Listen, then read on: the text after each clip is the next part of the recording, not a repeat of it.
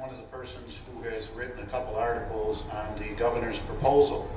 I don't see this as an issue, as David framed it, so much as to whether or not local government should consolidate, but whether or not they should be forced to consolidate by Albany or through pressure from Albany. Now, I'm a freshman on this board, but I'm not unfamiliar with the way this town has been managed in the past.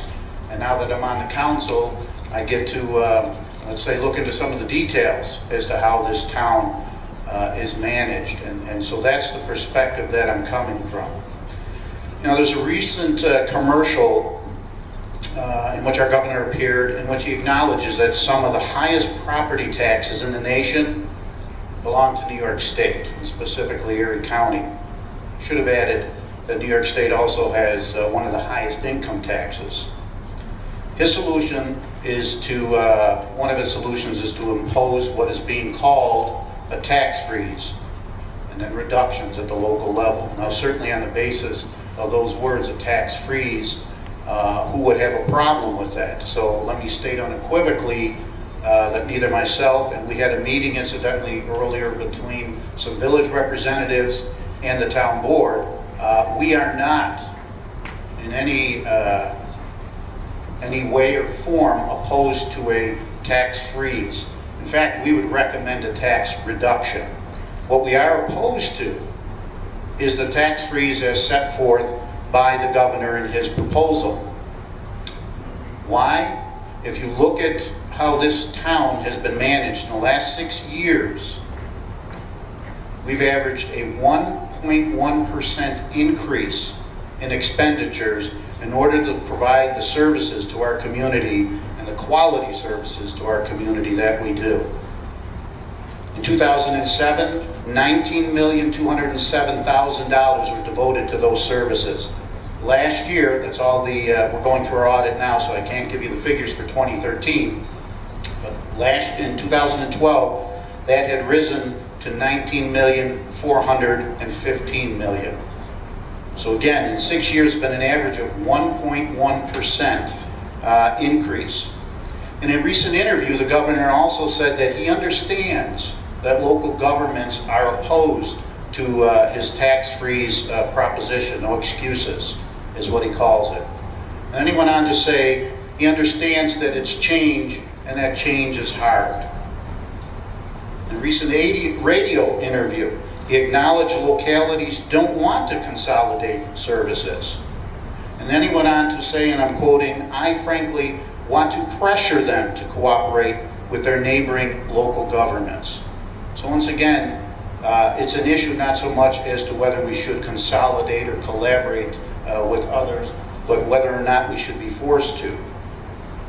You know, if you put all those things together, high property taxes in New York State, change is hard, intentional pressure from Albany, but only a 1.1% increase at the local level. You know, when I try to envision what he's proposing, I get this picture, and I like to think in images. I get this picture of a New York State dump truck, and it's loaded in back with mandates and spending that takes place directly from Albany. It's just filled with them. And at the wheel is our governor. And seated next to him is his marketing people. Meanwhile, there's a person pinned up against a wall by that same dump truck, wearing a shirt. This is the image I have, wearing a shirt that says local community. And so when you look into the details of the governor's proposal, you know, I picture him on the one hand looking at his marketing people next to him and saying, gee, that person up there is being crushed. Local communities are being crushed by property taxes. But what does he do? He steps on the accelerator, doesn't step on the brake. He puts even more pressure on the local level and then cries out, you need to shrink yourself. We're controlling our costs and we're driving efficiencies. Again, 1.1% over 6 years, and only 13% of our budget goes to providing the local services. I guess my message is here that our community And a lot of other local communities, and in case many of you haven't noticed within the media, your village associations, your town associations, your county associations have all come out against this. We have something to be afraid of. We need to be afraid of the long-term consequences of what is being proposed. Albany continues to spend in tax, while it not only cuts aid to local communities, but wants to make it a law that we must do the cutting, all the while blaming, if you will, local government for higher property taxes. In other words, local governments are being made a scapegoat for Albany's failure to drive efficiencies from Albany and to implement some cost reductions on their own. The image that comes to mind for me is a shell game. Move the pieces around, draw attention elsewhere, and most people won't understand where the true problem lies.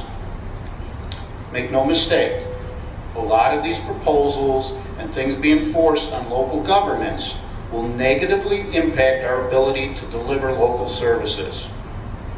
Does another thing. It conceals, if you will, what I believe is the hypocrisy of state government. Has the state frozen its spending, but it turns around and says that local governments must freeze theirs.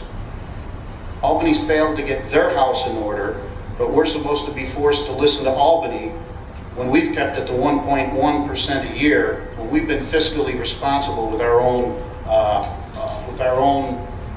budget here. When we met upstairs, we came to a few conclusions as village and town on behalf of our community.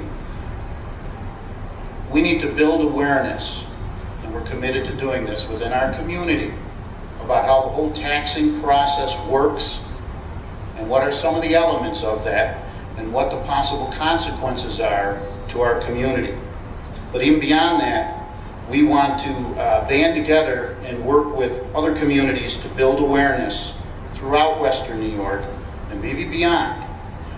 We want to prevent the state from using local governments as a scapegoat for their lack of fiscal discipline. Thank you.